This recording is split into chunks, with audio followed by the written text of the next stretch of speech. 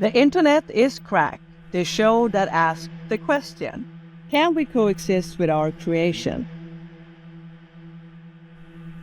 Hello, I'm Seth Camillo. And I am Caroline Risberg, and we are The Internet is Cracked by Addicts for Addicts. And today we are very lucky to have Dr. Tom Williams. We are joined by him. He's an associate professor at the Colorado School of Mines and director of the Mirror Lab. The lab explores how robots use language, make decisions in complex environments, and navigate social interactions with humans. He's the author of Degrees of Freedom on Robotics and Social Justice, a book that argues robots are political objects that embed our cultural assumptions and power structures. Today, we are going to talk about his research and his insights. So thank you for joining us. Thank you for having me on. Yeah, thank you. I really appreciate this. And this field is very interesting to me. So I'm just going to start. And I want to ask you, first of all, why did you start this?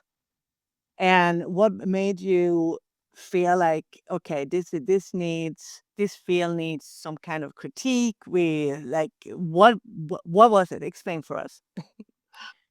Yeah. So I have been working in the field of robot ethics as part of my lab's research for a number of years, basically since I started as a professor. And as part of that, a lot of the work that my lab has done historically has not been exactly in that space. It's been understanding the moral psychology of how people interact with robots, to some extent looking at the ways that sexist stereotypes carry over, etc. But over the past 5 years, me and my lab have gotten very concerned about some of the trends that we were seeing in robotics.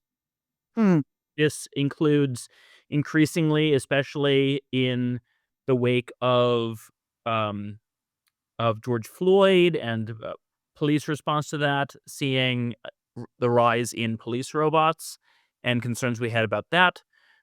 Seeing increasingly the ways that in the programming APIs that social robots were coming with, increasingly seeing functionality in those APIs for classifying people in terms of gender, and similarly seeing in the computer vision research community increasingly papers on classifying people algorithmically in terms of race, etc.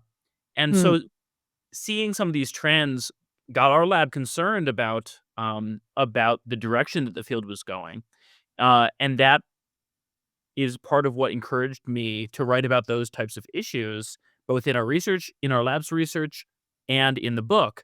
However, in the process of writing the book, I discovered a lot of things that I was shocked that as a roboticist, I had not been taught about the history of robotics in science fiction and engineering, about the specific ways that that was tied up with issues of race and slavery that go beyond just the dominant stories that you see in science fiction today, etc. And that learning process for me as a scientist of seeing of learning about these types of history and then seeing the ways that that connected with the ethical concerns that we were concerned with today, made that gave a strong desire to say, well, other roboticists and other people who are just interested in tech ethics also need to learn about these types of issues as well if we want to steer the future of robotics in more ethical directions. When you're actually creating a robot, I feel like you're creating basically a new life form, right? Or, I mean, whether or not you would consider robots to be sentient or conscious or, alive, philosophical questions aside, I think what's really important from a human-robot interaction perspective is the answer to those philosophical questions almost don't matter. What matters is the way that people perceive it, right? And so if people are perceiving that robot as being a human-like life form, or as just generally being a social and moral agent that's participating in their social interactions, then that's going to give that robot a lot of influence over Right. not just what they do, but over the ways that they see the world, which will affect how they see and treat other people. So, how do you even begin to keep bias out of a robot? How Right. is that even, and do you even wanna keep bias out of a Mhm. robot? I mean, like, what do you say, like, it has no moral judgments? Well, you don't want that, but Or you then when you start saying, "Well, these are the moral judgments," well, then you're making something have your belief system, which is not necessarily everybody's belief system, and so you Right. run into problems. How do you work with this? I think that's exactly right. I don't think that it is necessarily possible to quote remove bias Right. from whether it's the design of a robot, from whether it is the algorithmic design of the robot, etc. What I think we should be doing instead is recognizing the ways that human biases, values, norms, assumptions, um, are all embedded into these different factors of robot designs. What it looks like, how it perceives the world, um, how it reasons, where it's deployed. Thinking about whose norms and values are embedded into those different Right. dimensions of robot design, and then thinking about and then making sure that we're accounting for that in the design. But the thing is that you start saying things like, "Okay, you're a robot on the battlefield, you have to follow the Geneva Convention rules." Mhm. But humans have trouble deciding what that means. Yep. How in the world can we ever hope that a robot will make a good decision? Because it's complicated, right? It's Mhm. very complicated. How do we how can we ever trust a robot to make the decisions that, a human would make? Yeah. I and so this is yeah, this is very complicated, right? So I think yeah, there are people like Ron Arkin from Georgia Tech who have argued that we should be building robot soldiers because Mm. we can ensure that robots will be more ethical than people, right? And I'm not sure I agree with Ron there, right? And he has specifically argued that this would allow for more ethical soldiers if we had robot soldiers, because robots will behave more ethically than humans on the battlefield. I'm not sure that's really the right solution Mm. to ethical questions around robots and warfare. I personally would say instead of trying uh, to ensure that we are conducting that warfare ethically, we should maybe think about ways to reduce the instances of the warfare in the first place. That's just me. However, I think he's right in the sense that we need robots to be able to reason ethically about decisions, because if they don't, people will still interpret what they're doing on moral grounds, right? So if a robot doesn't have the capacity for moral reasoning, and that leads it to say something that seems to Mm. imply that it condones an unethical perspective, people will use that, and we've seen this in experiments, that people will use that as a signal that, well, the robot was designed for this domain. It probably knows what it's talking about. Maybe it's actually right. Right? And so if we want to avoid that unintentional, negative moral influence that robots could have inadvertently, then robots need some way of reasoning morally. There are a lot of ways that people have proposed, and a lot of them are, um, I think this is a good example where a lot of them draw on a sort of a joint history in philosophy and engineering and science fiction that's slightly Mhm. problematic, right? Where, to some extent, a lot of these systems are drawing on Kant, deontology, this idea of these like Yeah. universalizable moral norms. Yeah. Uh, But the problem with that approach is that, like the philosopher Charles Mills pointed out, that at the same time that Kant was developing that approach, he was also developing his race hierarchy, and hidden assumptions baked into that philosophy. Not to say that the entire philosophical tradition, can't be saved, but like you have to attend to these types of issues when reasoning about that philosophical framework that people in robotics tend to ignore. Similarly, a lot of people, a lot of work is maybe not explicitly but implicitly grounded in Asimov's laws of robotics. And this idea that you have like a set of rules that the robot follows in order to behave ethically. But there are similar problems there where, like, Asimov credits his laws of robotics to his editor, John Campbell, who was an apologist for slavery, thought it was a useful educational system, said we needed to bring it back. And so some people critique Wow. Asimov on these grounds of saying, like, well, he was creating this computational slave code. And Asimov writes in his stories that the robots have these rules because they provide, quote, good, healthy slave complexes, right?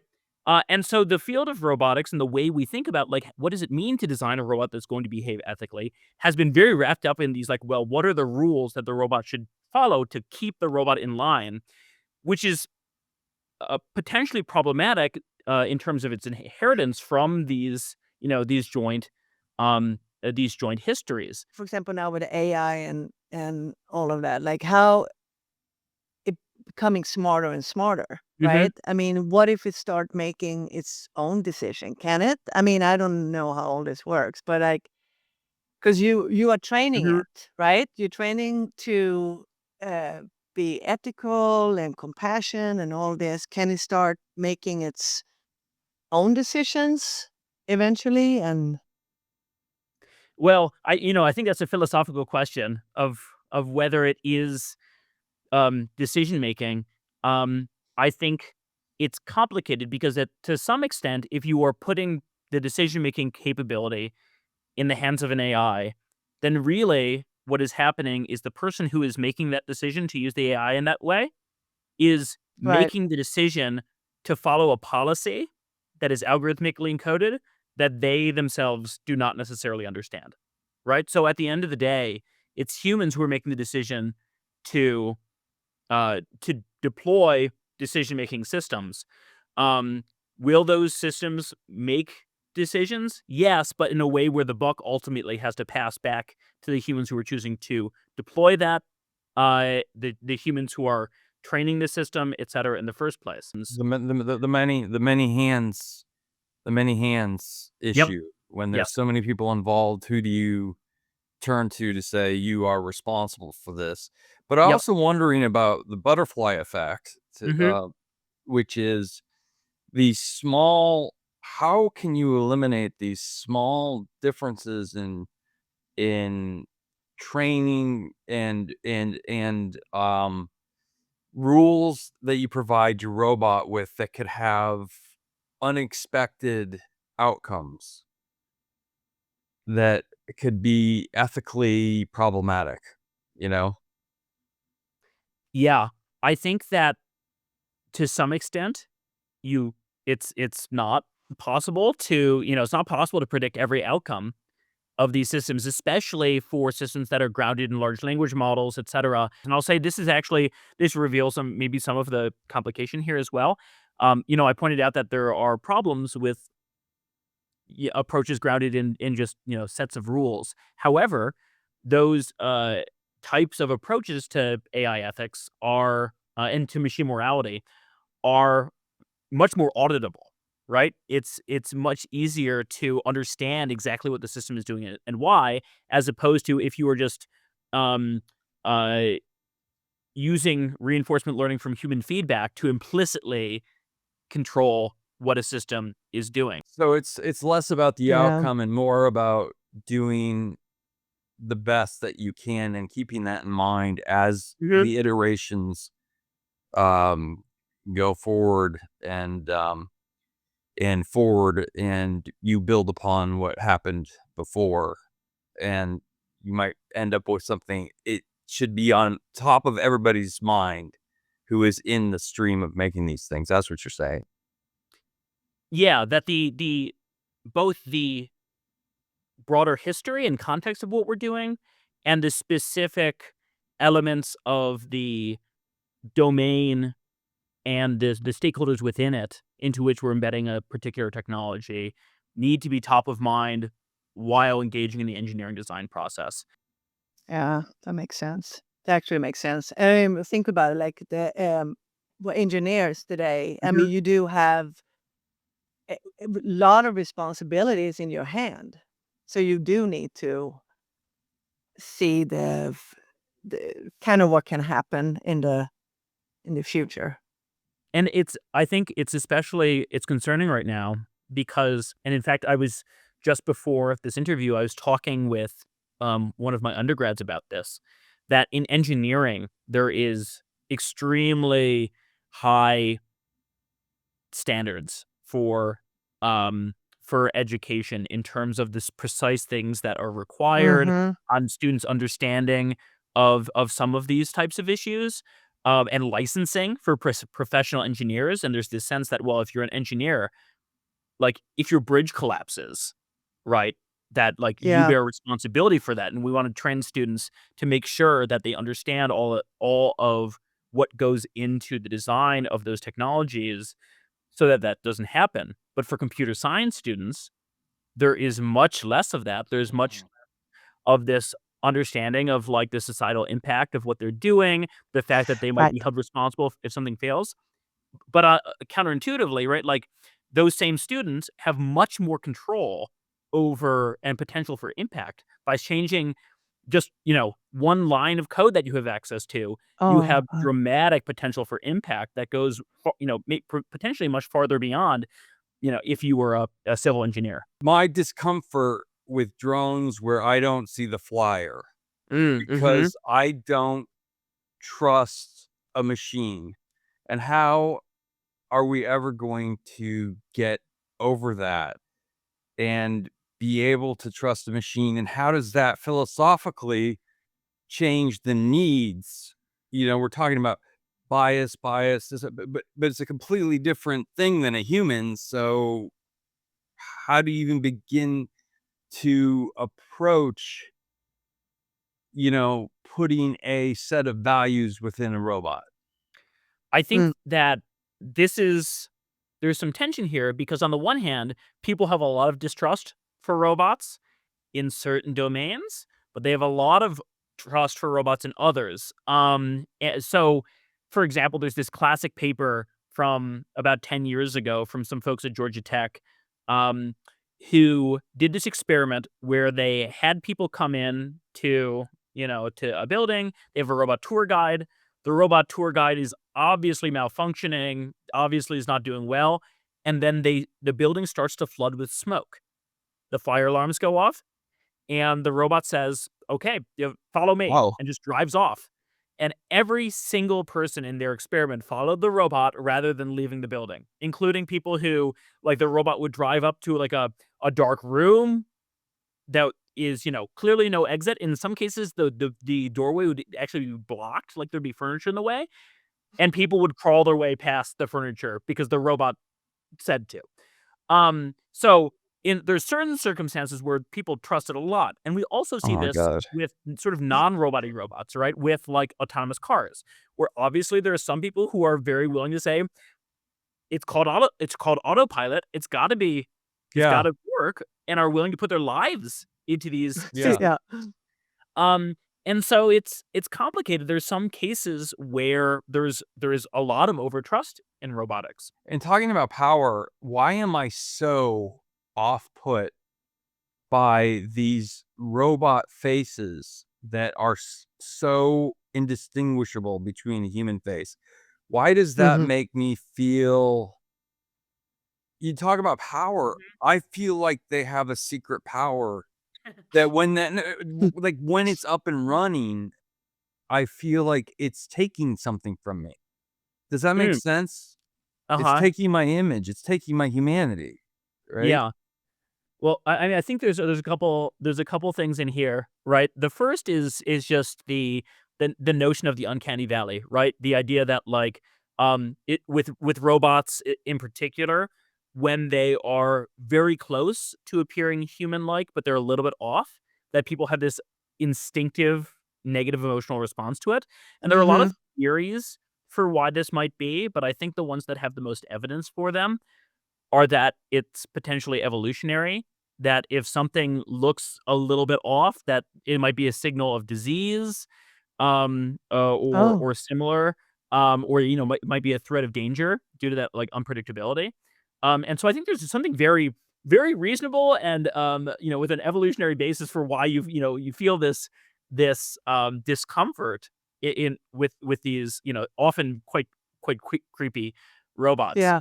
But, to another extent, the specific phenomena you're talking about there of thinking about are these, you know, are these replacing us, right? Is Mhm. this causing us to lose our humanity?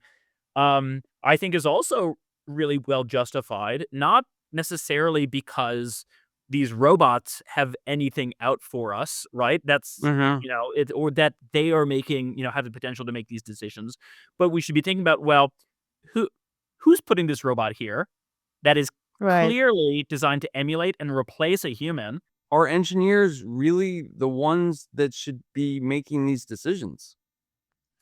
Yeah, I think not necessarily, right? So I um Right, yeah. I in my classes, right? I teach engineers, and a lot of the impact I have, I think, is over, engineering students as an educator, but I try to emphasize even to the engineers that a lot of what we need is not necessarily engineering solutions, but it's larger like societal and policy solutions.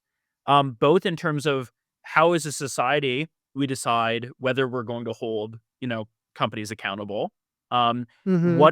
what type of transparency we demand from companies in order to be able to make those decisions. And then also, what types of economic systems are we supporting? We talk about this when we talk about automation, right? It's not that automating away a job is inherently bad, right? Because the impacts of that depends on the larger financial and economic structures into which the robotics company is embedded. So people have proposed things like robot taxes, right? Where if a company is using, robots where they could be using humans, maybe they pay an increased tax rate that goes then to support social nets and social structures or like UBI programs or things like that. And I think Mhm. not to say that UBI is a magical golden bullet that will solve all of our problems. Universal basic income, but Sorry, universal basic income, right? Yeah. But these things are connected, and you have to be paying attention to, well, what is this? What is the financial and societal structure that I'm assuming that would allow this robot to be deployed in a way that doesn't hurt people? And am I actually trying to make that societal change, or am I just hoping in the future that that happens so I don't have to feel guilty? So is there one robotic trend that you actually consider generally dangerous? That not because of sci-fi or anything like that, but more of real social consequences. Yeah, I think the one that I'm most concerned about is robotics and policing. Okay. Specifically for a number of reasons, potential increases in surveillance, right?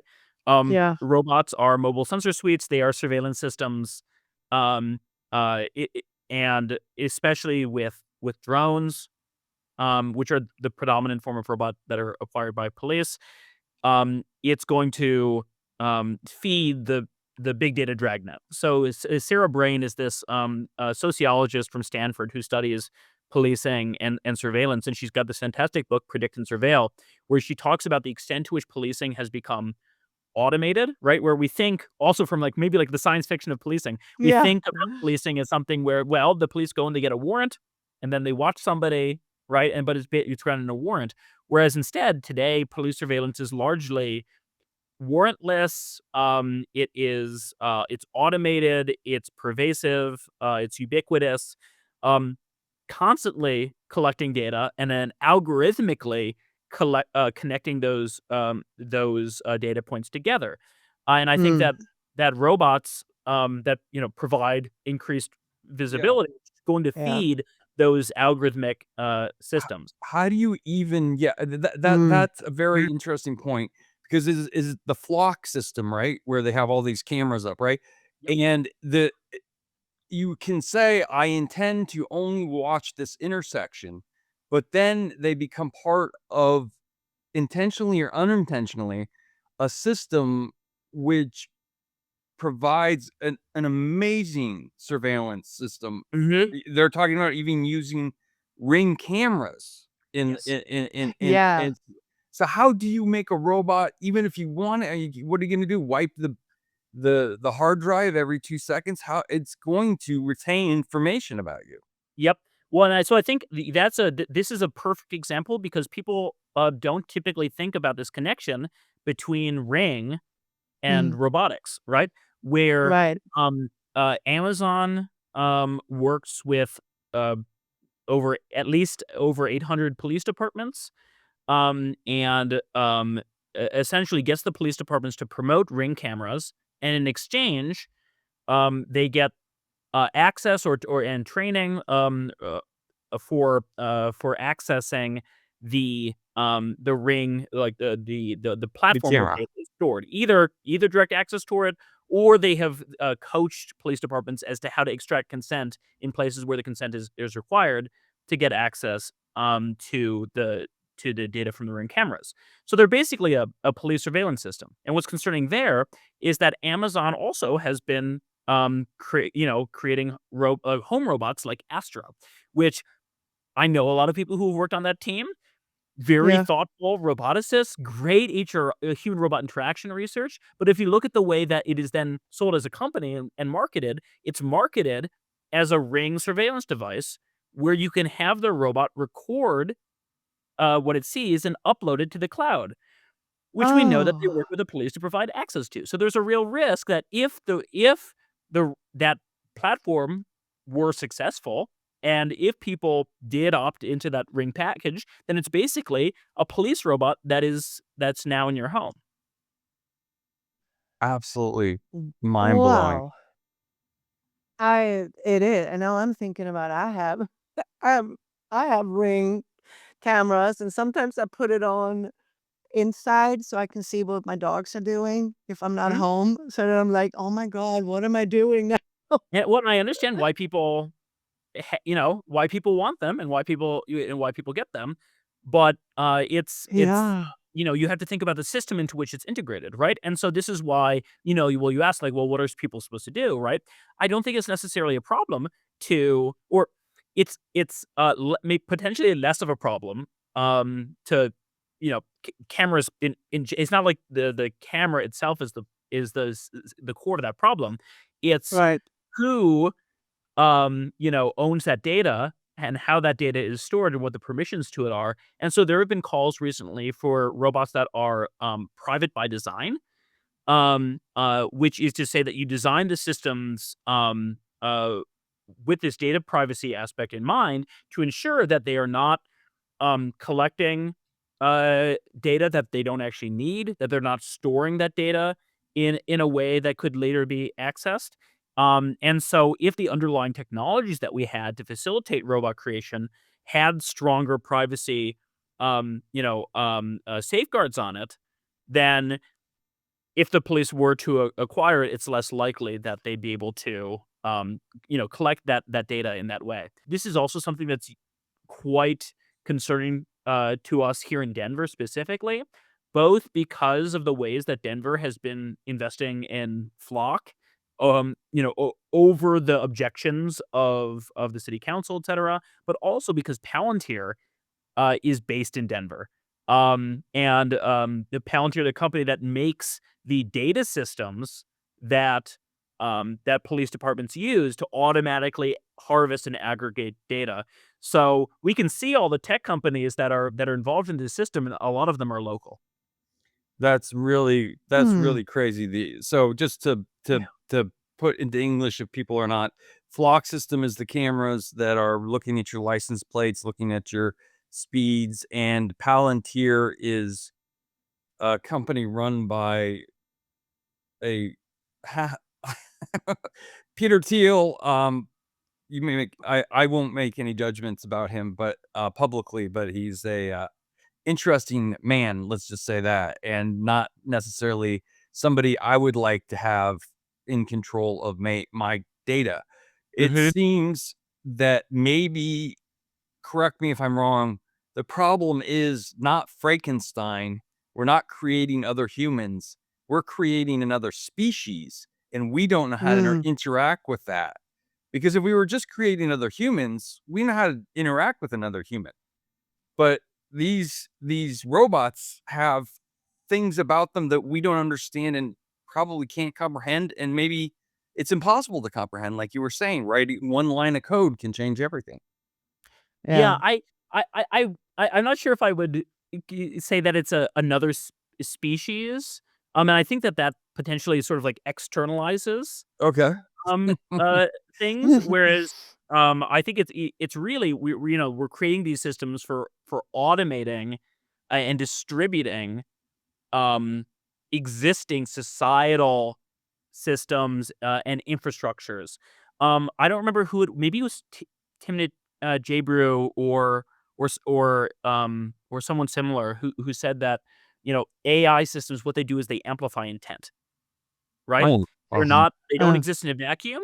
They are amplifying the intent, and that when you talk about automating decisions, it's doing the same thing. It's taking somebody's intentions of what they want to happen, what they value, and making that happen automatically and on a way that scales much larger and faster than would be capable of that individual on their own.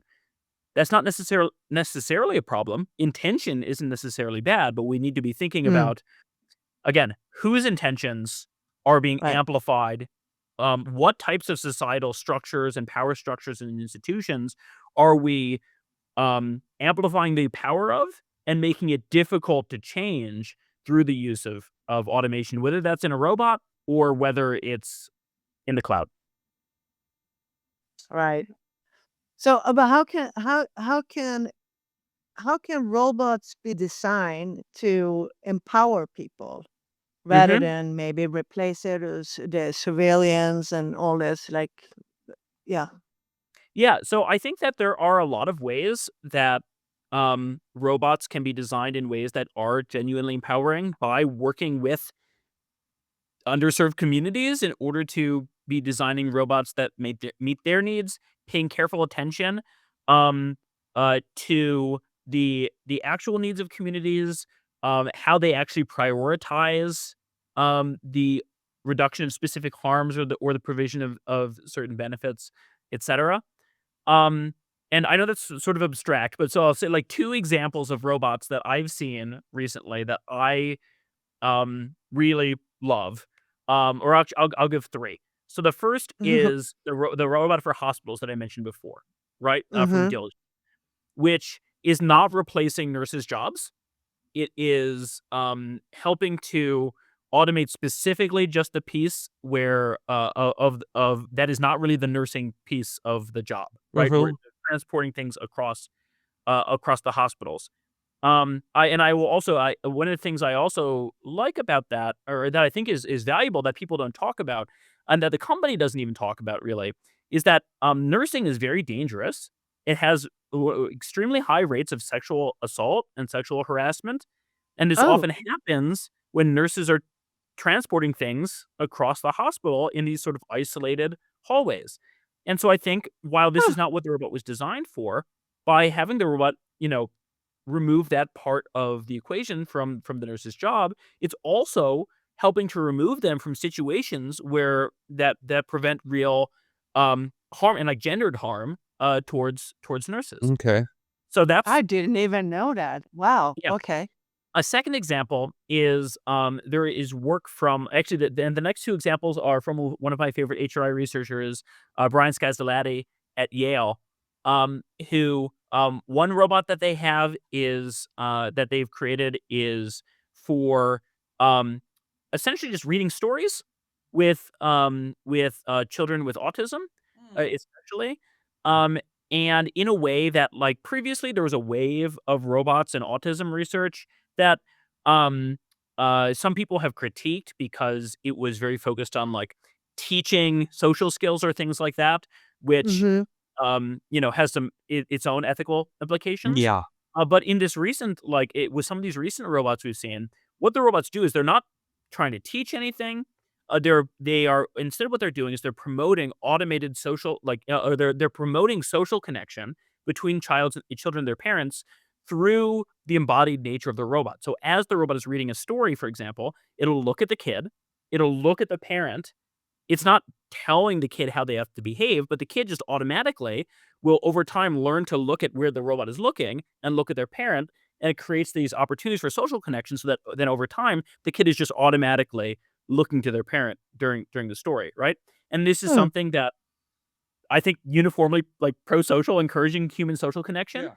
is possible because of the nature of the robot as a robot that's in that environment. And then the final example I'll give, also from that lab, is they've got this robot Omi that for a couple of years ago, I think is Kayla Mateus from that group, that is a deep breathing companion that walks you through deep breathing exercises and expands and contracts and helps to reduce anxiety. Hmm. And again, in a way that isn't possible with an app. And the only reason why it's possible is because because you're looking at this robot, you're maintaining focus on it, and then as it expands and contracts, you naturally breathe along with it, right?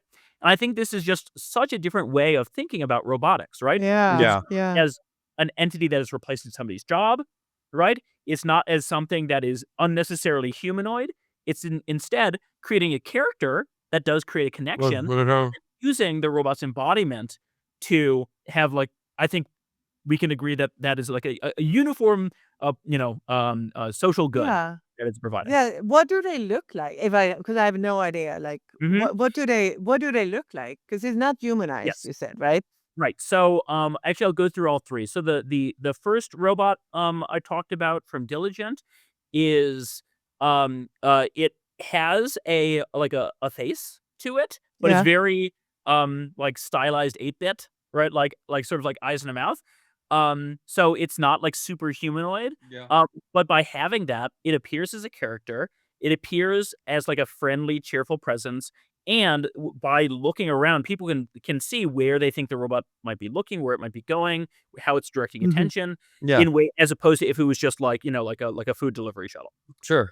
The second one, for that second project, they used the Jibo robot, which came out of MIT, which is just like a circular face, but with just like a dot in the middle of it. Think more like Siri, right? So very abstracted, Mhm. and it can Okay. just it's turn its body and look, and that's enough to create this, where it's looking, but it's Mhm. not overly Oh. humanoid. It's not like it doesn't look like a human would look.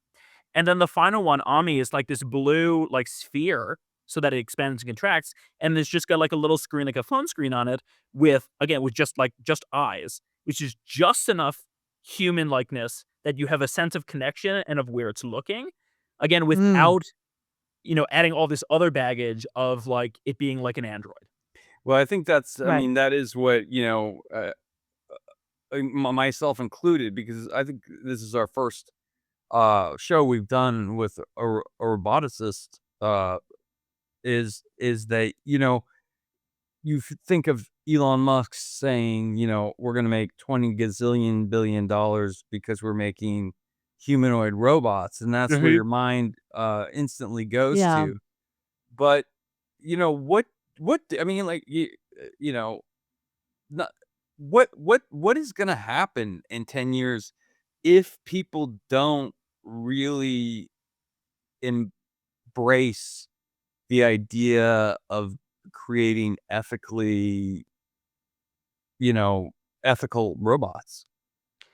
Yeah, I mean, I think it's difficult because a lot of these impacts are larger and systemic, right? It's less immediately observable impacts. It's not like a robot under the intention of that robot going and killing somebody, which is like the types of fears that science fiction promotes, right? It's these Right. larger system level concerns of robots subtly and in ways that you can't directly observe, reinforcing stereotypes. It's robots deployed into factories having impacts on our economic system and increasing unemployment, and funneling more power and wealth into the pockets of choose your least favorite billionaire, right? Which are very, are difficult because they're so abstracted and at arm's length. And so I think overall, what are the impacts going to be? It's going to be reinforcement, of power and wealth in the hands of the people who currently hold the most power and wealth in this country and in this world. Seems to be a uniform issue, which is it's basically impossible to stop technology, and it's basically impossible to spread the fruits of that labor through society in general. Well, Yeah. I'm not sure I would say impossible. It's certainly difficult, right? Under the current economic system, it's certainly difficult. What would it take to change the economic system?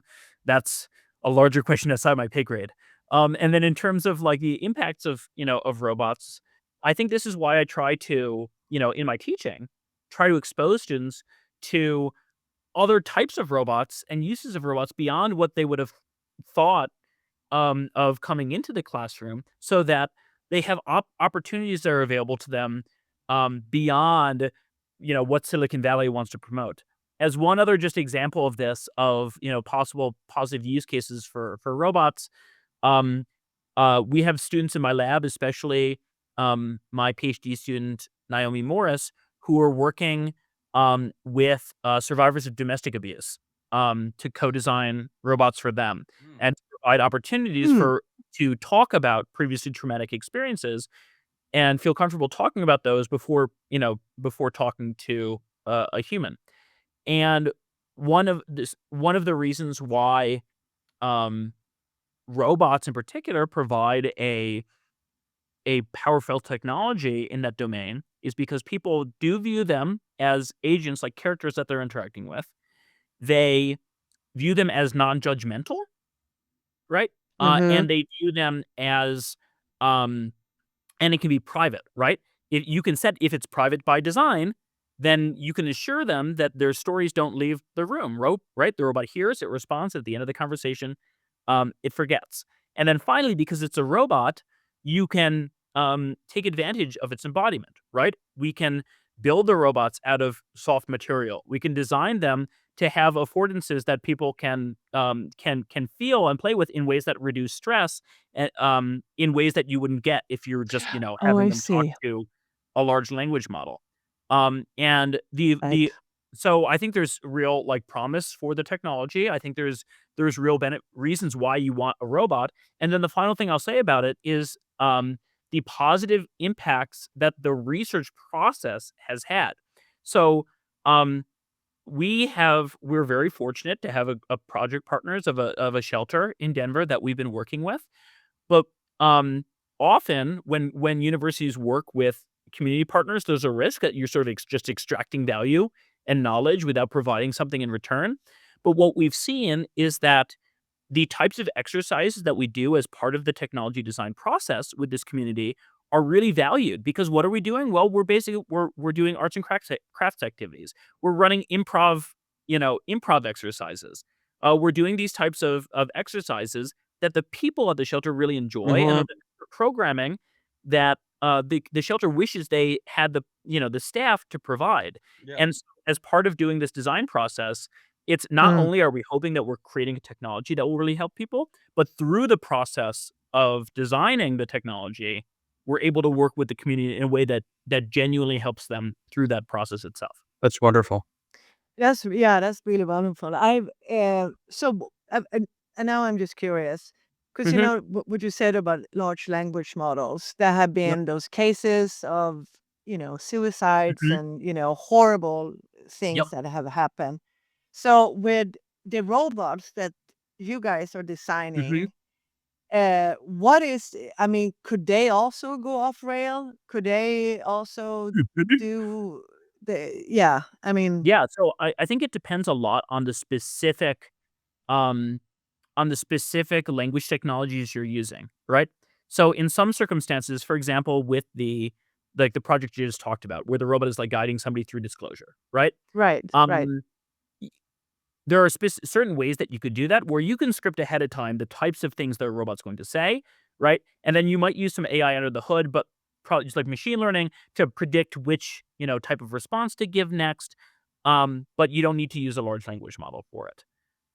Similarly, we also do work in our lab that's more cognitive science oriented, like psychological models of how people refer to objects in the environment, etc. Right, and those types of models also are not large language model driven, because you need to Mm-hmm. have careful representations of, well, what are the objects in the world? Where are they? How do they fit into the map? Which large language models aren't good at, right? Right. The types of ways that large language models are used in robotics, though, for language generation is typically in like this big open domain, right? Where you want the robot to be able to understand anything or talk about anything.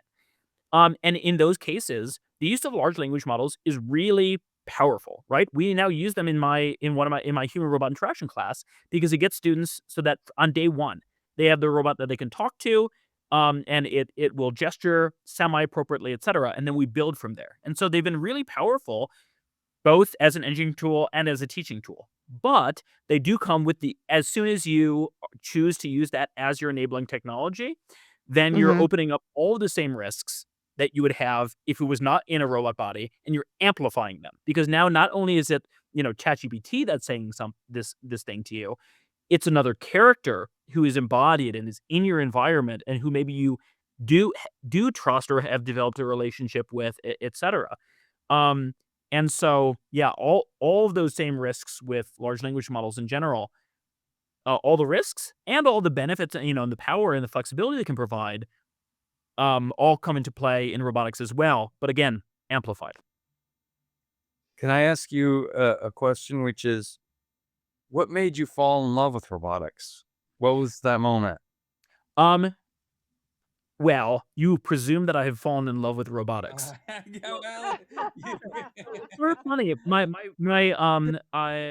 I said recently we had a lab visitor, or maybe I was giving a talk or something, and I said, our lab likes to joke that we're a robotics lab that doesn't really like robots.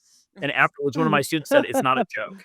oh my Um, goodness. and it's funny because I got into robotics not because I liked robots, but from the perspective of cognitive science.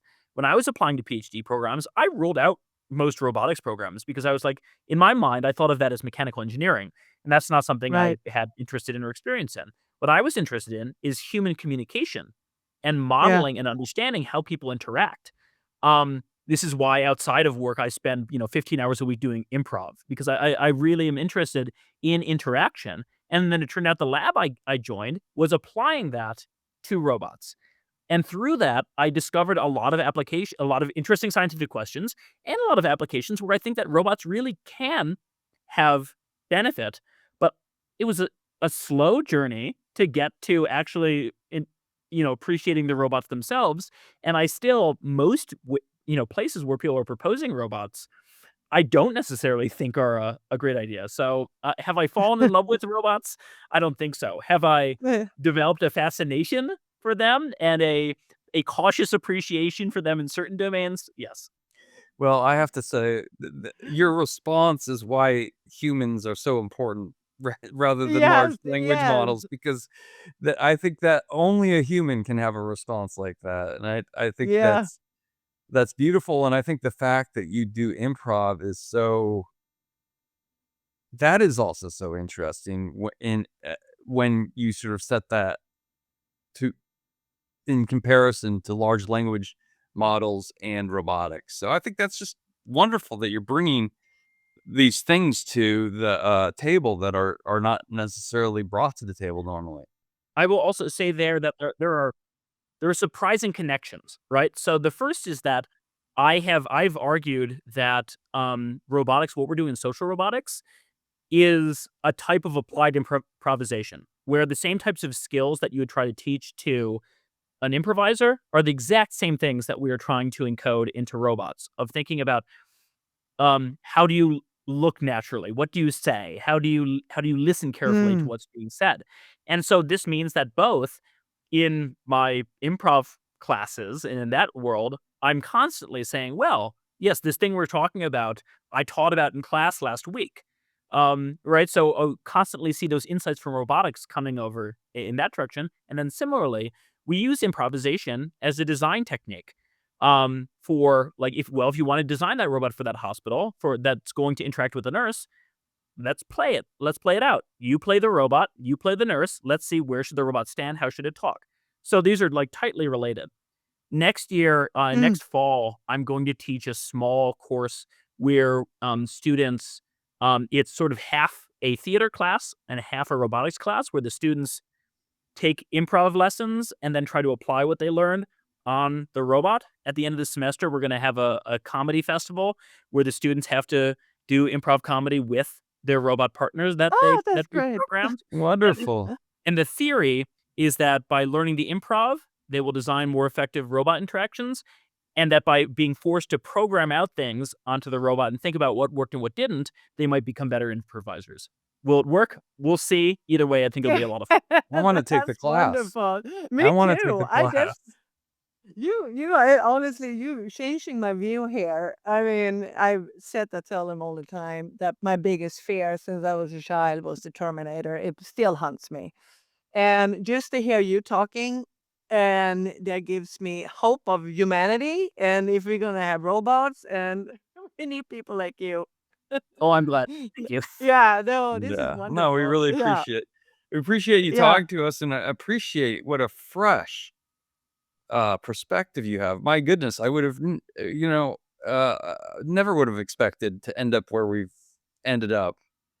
Um, I see just hope. from, yeah, hope, and also just an interesting viewpoint and changing Yeah, my I'm not as frightened of the Terminator as I Caroline is, but but I definitely do see am. robotics as Elon Musk on a stage saying, "I'm gonna make 20 quintillion billion jillion dollars selling humanoid robots." So this has really opened my mind, and I really appreciate it. Thank you so much. Yeah, Thank you Thank so you much. for bringing me on and giving me the opportunity to share. Yeah. yeah. Thank you so much. Thank you. Thank you for watching or listening to The Internet is Crack. Tune in next week when we have another great conversation about robotics, AI, and the internet. You can watch us or listen to us on YouTube or Spotify or many other outlets. And don't forget to follow us on social media. See you next Monday.